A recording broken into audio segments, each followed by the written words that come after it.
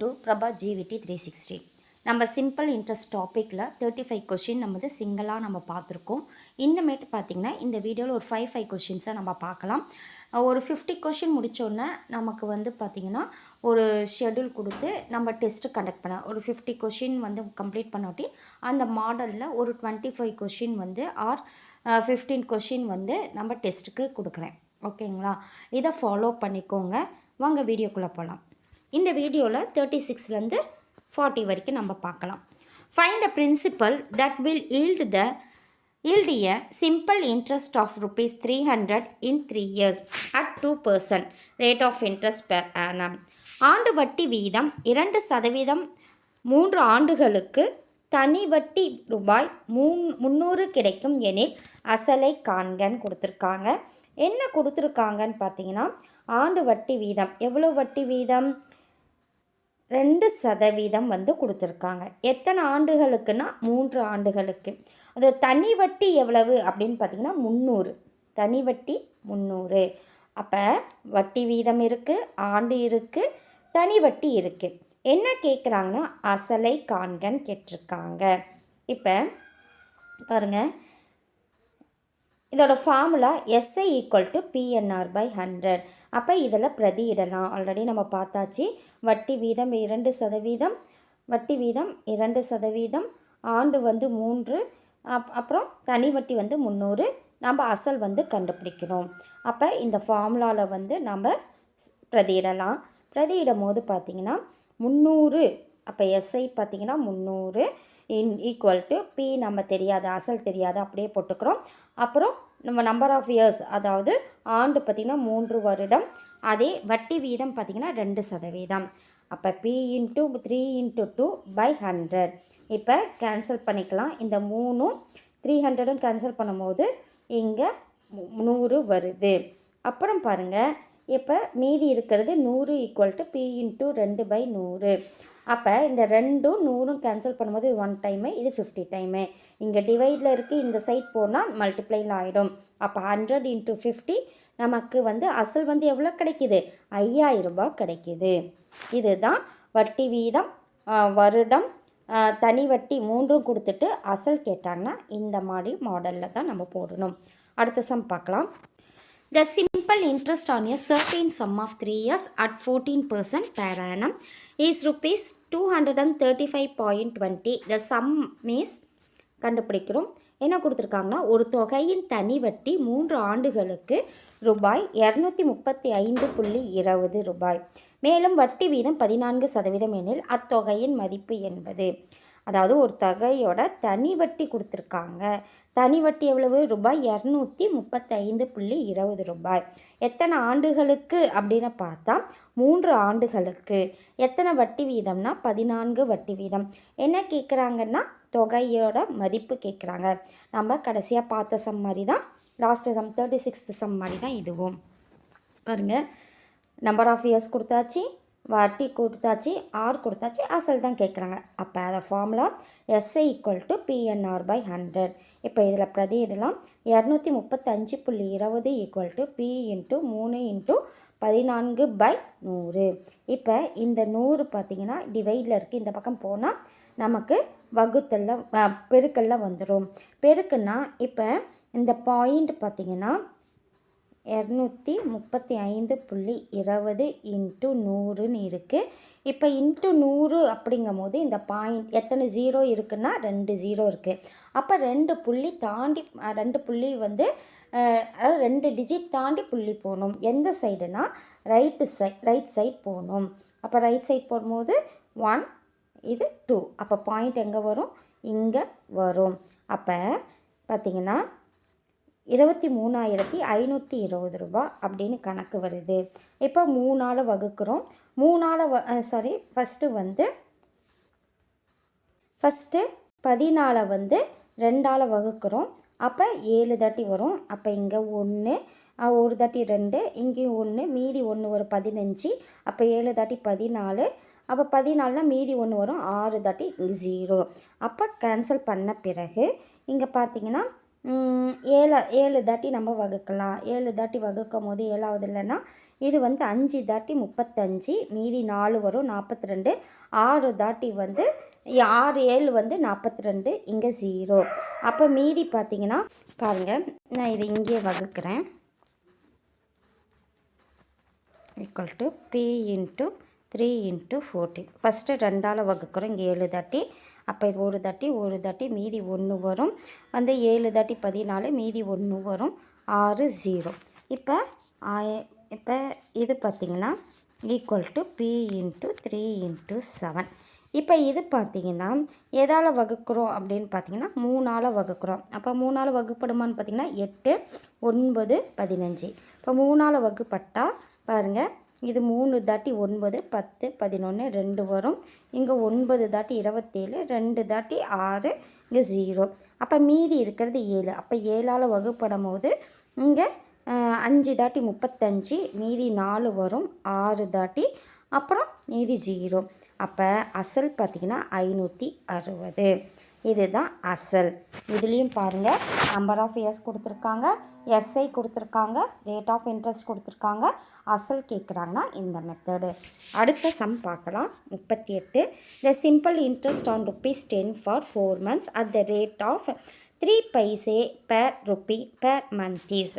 ரூபாய் 10க்கு 4 மாதங்களுக்கு மாதம் ரூபாய்க்கு 3 பைசா தனி வட்டி வீதப்படி தனி வட்டியானது அப்படின்னு கேட்குறாங்க. அப்போ என்ன கொடுத்துருக்காங்கன்னா, அசல் வந்து 10 ரூபாய்க்கு 4 மாதங்களுக்கு, நம்பர் ஆஃப் இயர்ஸ் எத்தனை, 4 மாதங்களுக்கு மாதம் ரூபாய்க்கு 3 பைசா தனி வட்டி. அப்போ வந்து 3 பைசா தனி வட்டி அப்படிங்கும்போது இங்கே ரேட் ஆஃப் இன்ட்ரெஸ்ட் தான் கொடுத்துருக்காங்க. ரேட் ஆஃப் இன்ட்ரெஸ்ட் எது, 3 பைசா. அப்போ தனி வட்டி என்ன அப்படிங்கும் போது 10 ரூபாங்கும் போது மாதத்துக்கு தான் நம்ம போடுவாங்க. அதனால் நீங்கள் இதை வந்து வருடத்துக்காக மாற்றணும்னு அவசியம் இல்லை. அப்போ அசல் கொடுத்தாச்சு, நம்பர் ஆஃப் இயர்ஸ் வந்து 4 மாதம் கொடுத்தாச்சு, ரேட் ஆஃப் இன்ட்ரெஸ்ட் 3 பைசான்னு கொடுத்தாச்சு. இப்போ தனி வட்டி கண்டுபிடிக்கலாம். அப்போ SI equal to PNR by 100. இதில் பிரதியிடும் போது SI equal to 10 into 4 into 3 by 100. இப்போ 0 0 கேன்சலு. மீதி பார்த்திங்கன்னா 12 பை 4 3 12 பை 10. இது பார்த்திங்கன்னா நம்ம வந்து டெசிமல் எழுதுகிறோம். இப்போ நம்ம மல்டிப்ளை இருந்தால் ரைட் சைடில் நாம் புள்ளி கொண்டுட்டு போவோம். இங்கே வந்து வகுத்தலில் இருக்குது. இங்கே எத்தனை 0 இருக்குன்னா 1 0 இருக்குது. பாயிண்ட் இங்கே இருக்கிறதா கன்சிடர் பண்ணிக்கணும். அப்போ இது வந்து லெஃப்ட் சைடு கொண்டுட்டு போகணும். அப்போ அந்த பாயிண்ட்டு இந்த சைடு கொண்டுட்டு வரும்போது நடுவில் ஒரு டிஜிட், ஒரு 0 இருக்கிறதுனால ஒரு டிஜிட் உள்ளார கொண்டுட்டு வரணும். இப்போ 1.2. அப்போ 1 ரூபாய் 20 பைசா தான் வந்து தனி வட்டி. இதில் பாருங்கள், அசல், number of years, rate of interest கொடுத்து தனி வட்டி கேட்டாங்கன்னா இந்த ஃபார்முலா தான். அடுத்தது பார்த்திங்கன்னா 39. The simple interest at X% for X years will be ₹X on the principal of. எந்த அசலானது X% தனி வட்டிக்கு X வருடங்களுக்கு ₹X என்ற தனி வட்டியை தரும்.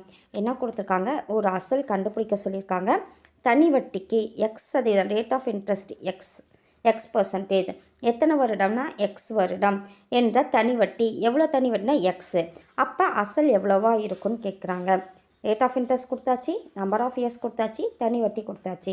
இப்போ அசல் கண்டுபிடிக்கணும். அப்போ அதோட formula SI equal to PNR by 100. இதில் பிரதியிடலாம். X தனி வட்டி X equal to P into X into X by 100.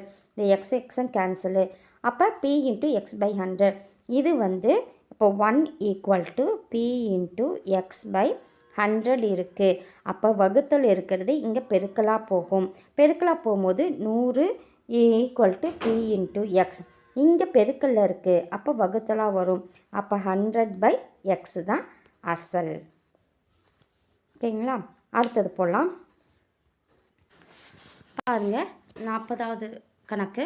Find the simple interest on ₹1000 from April 9, 2010 to June 9, 2010 at 7 years of, அதாவது 7 1.5% per annum.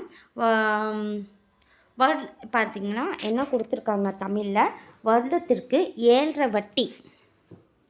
7.5 வட்டி வீதத்தில் ஏப்ரல் 9, 2010 முதல் June 9, 2010 வரையிலும் ரூபாய் 1000க்கான தனி வட்டி யாதுன்னு கொடுத்துருக்காங்க. இப்போ என்ன கொடுத்துருக்காங்கன்னா, வருடத்திற்கு 7.5% வட்டி வீதம். எவ்வளோ ஆண்டு காலம் பார்த்திங்கன்னா, ஏப்ரல் 9 முதல்ல ஜூன் 9 வரைக்கும். இது 2010. இது 1000க்கான தனி வட்டி யாது. அப்போ அசல் எவ்வளவு? 1000. அப்போ தனி வட்டி யாதுன்னு கொடுத்துருக்காங்க. இதில் என்னென்னா, ரேட் ஆஃப் இன்ட்ரெஸ்ட்டை வந்து கலப்பு பின்னமாக கொடுத்துருக்காங்க. அதாவது தனி வட்டி வீதம் பார்த்திங்கன்னா கலப்பு பின்னமாக கொடுத்துருக்காங்க. இதை மாற்றணும். அப்போ 7 × 2 14, 14 + 1 15. அப்போ 15/2. அப்போ ரேட் ஆஃப் இன்ட்ரெஸ்ட் என்னது? 15/2%. அதே நம்பர் ஆஃப் இயர்ஸ் பார்த்திங்கன்னா 2010 கொடுத்துருக்காங்க. கண்டிப்பாக இது லீப் இயர் கிடையாது. இப்போ பார்த்திங்கன்னா இது வந்து 9 முதல் கொடுத்துருக்காங்க. அப்போ 9 வரணும். எது வரைக்கும்னா ஜூன் 9 வரைக்கும். அப்போ ஜூன் 9 வரைக்கும் எழுதணும். அப்போ ஏப்ரல் 9 அப்படின்னா முன்னாடி வந்து 8 நாளைக்கு எந்த ஒரு வட்டி வீதமும் இருக்காது. அப்போ மொத்தம் ஏப்ரலில் 30 நாளுன்னா அதில் 8 நாளை கழிச்சிக்கிட்டால் மீதி 22 நாளுக்கும் வட்டி வந்து போட்டிருக்காங்க. அப்புறம் ஏப்ரலுக்கு அடுத்தது மார்ச் மொத்தம் எத்தனை காலம், எத்தனை நாட்கள் பார்த்திங்கன்னா 31 நாட்கள். அப்போ 31 நாட்களுக்கும் போட்டிருக்காங்க. ஜூன் பார்த்திங்கன்னா 9 வரைக்கும். அப்போ ஜூன் 9. அப்போ மொத்தம் எவ்வளோ நாட்கள் அப்படின்னு பார்த்திங்கன்னா இதை கூட்டினா 62 வருது. அப்போ மொத்தம் நம்பர் ஆஃப் இயர்ஸ் வந்து எத்தனை? 62 நாட்களில் குறிக்கிறாங்க. இப்போ அசல் பார்த்திங்கன்னா 1000. இப்போ 62 நாட்களில் குறிக்கும் போது நம்ம நாட்களில் கொடுத்தாங்கன்னா மொத்தம் லீப் இயர்னா 366. இது சாதாரண வருடம் தான். ஏன்னா சாதாரண வருடம் எப்படி கண்டுபிடிக்கிறதுனா, இப்போ 2010 4ஆல் வகுக்க முடியாது. 4ஆல் வகுத்தா அது லீப் இயர், இல்லைன்னா அது லீப் இயர் கிடையாது. அதுவே சிம்பிளாக எப்படி கண்டுபிடிக்கணும்னா, ஒரு வருஷத்தில் கடைசி 2 நம்பர் எடுத்து அது 4ஆல் வகுப்படுமான்னு பார்த்தாவே அது வந்து கண்டுபிடிச்சலாம். அந்த மொத்த நம்பரும் 4ஆல் வகுப்படுமான்னு கண்டுபிடிச்சலாம். அப்போ 10 வந்து 4ஆல் வகுப்படாதனால இது லீப் இயர் கிடையாது. அப்போ மொத்தம் இப்போ 365 நாள் தான். இப்போ 365 நாளுக்கு 62 நாளைக்கு வட்டி போட்டிருக்காங்க. அடுத்தது SI = PNR/100. அப்போ இதோட ஃபார்முலா என்னது? SI = PNR/100. இப்போ பார்த்திங்கன்னா SI = அப்போ P வந்து 1000. அப்போ வந்து வருடம் பார்த்திங்கன்னா 62/365 இன்ட்டு ரேட் ஆஃப் இன்ட்ரெஸ்ட் வந்து 15/2/100. இப்போ இதை கேன்சல் பண்ணால் 15 365 கேன்சல் பண்ணால் இது 3 தாட்டி, இது 73 தாட்டி. அடுத்தது இந்த 2ம் 62 கேன்சல் பண்ணால் 31. இதில் 2 0 2 0 கேன்சல் ஆகிடும். மீதி இருக்குது 10 × 31 × 3/73. அப்போ இது 2 பெருக்கும் போது 93 வருது. 10 × 93/73. அப்போ இது 2 பெருக்கும் போது 930/73. இதை வகுக்கிறது பாருங்கள். இப்போ 73ஆல் 930 வகுக்கும்போது 1 தாட்டி 73. இதை கழிச்சா 20 வருது. அப்புறம் திரும்ப 0 கொண்டுட்டு வந்துடுறாங்க. அப்போ 2ஆல் பெருக்கும் போது 146 வருது. அதை கழிச்சா 54 வருது. அப்புறம் அதுக்கு மேலே நம்பர் இல்லாதனால புள்ளி வச்சு நம்ம 0 சேர்த்திக்கிறோம். அப்போ 7ஆல் வகுக்கும் போது 511. அதை கழிச்சா 290. அது வந்து 3ஆல் பெருக்கும் போது 219. அது கழிச்சா 71. திரும்பவும் 0 போட்டுக்கிறோம். அப்புறம் வந்து 9ஆல் பண்ணும்போது 657 வருது. திரும்ப 53 வருது. இது தொடர்ந்து போயிட்டே இருக்கனால நம்ம 12.734ன்னு எடுத்துக்கிறோம். இப்போ புள்ளிக்கு அப்புறம் 12.739.